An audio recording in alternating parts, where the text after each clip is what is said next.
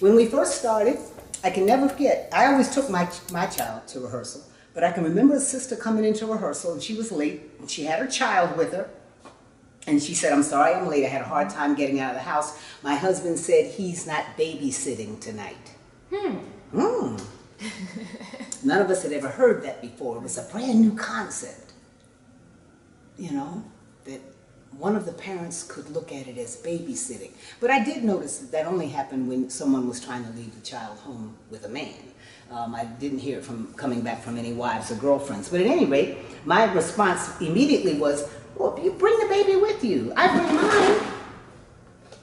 And everyone.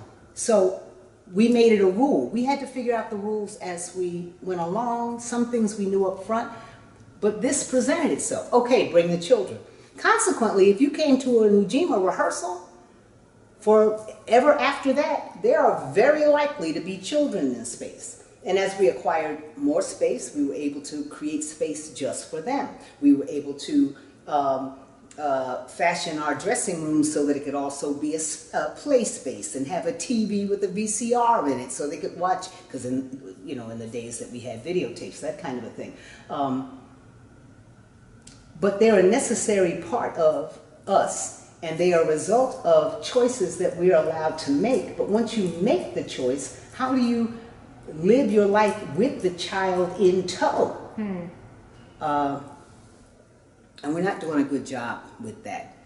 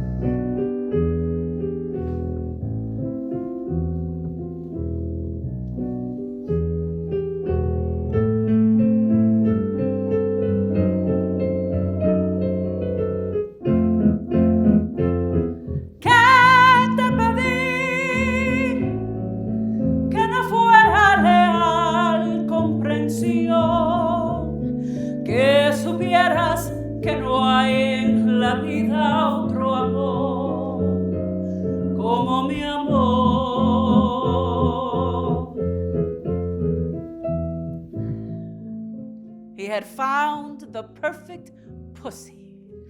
Every suffering dick's dream come true. A mindless, shallow pussy that he could stand tall in. A pussy that respected his size and paid homage to his mediocrity, that reveled in his shadowy superiority. A pussy that was even whiter than he, that perfected wetness and waiting and availability and low expectations in low places.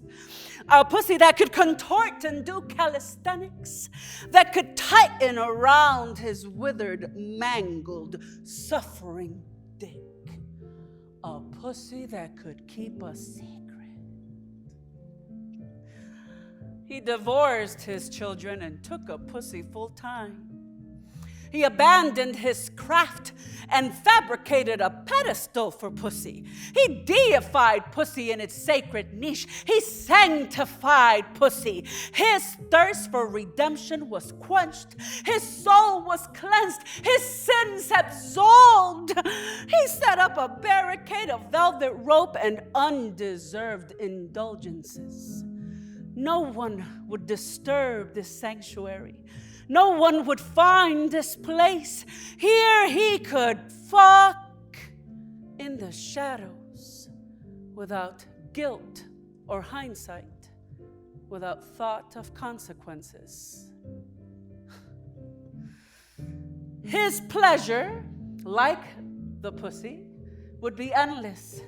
The dream could be recycled indefinitely. The same wet dream swallowing the same mouthful of cum over and over again. He would never have to have another thought, another brilliant notion, another steering, another creative binge. His dick soared to heights hitherto unimagined. It was extraordinary and prolific. It was enviable. He was finally at 50, the man he had always hoped to be. This is dedicated to the one I love on his birthday.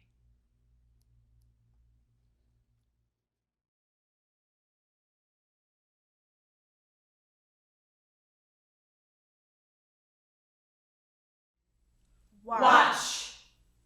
Watch me. Watch me now as I fall apart at the seams. Watch me come unraveled. Watch me disintegrate before your very eyes. Very eyes. Very eyes. Watch me cry. You can't feel it. Watch me beg. You can't hear it. Watch me scream.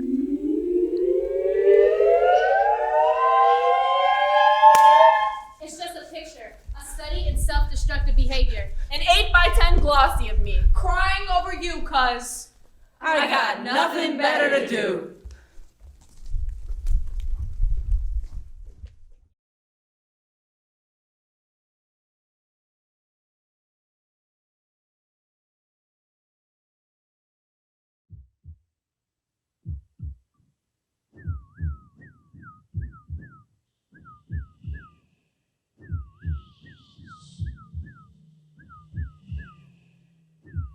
She and he surveyed the battlefield. There was no earth, just the rattling dead chained to the slowly dying. From a great distance, across the vast grave, they discovered each other. It was love at first sight. Standing there on the battlefield, she felt something tickling her groin. He waded through the fleshy floor, moving slowly toward her. The dying shifted and groaned. Once there, they kissed. Her feet were warmed by the blood. His hand pressed her lower back. She wrapped her bloody leg around his and stroked his inner thigh with her foot. "Who killed them?" she whispered through the kiss. He moaned with the dying. I did. He pushed aside the arms and legs and laid her down gently. In the pitch of their lovemaking, she lost track of which limbs were his. There were so many around her. Perhaps they were the last two people alive. Perhaps this was the new beginning. In the spring, she gave birth there in the battlefield. Its little arms and legs were still. She laid it with the other nameless.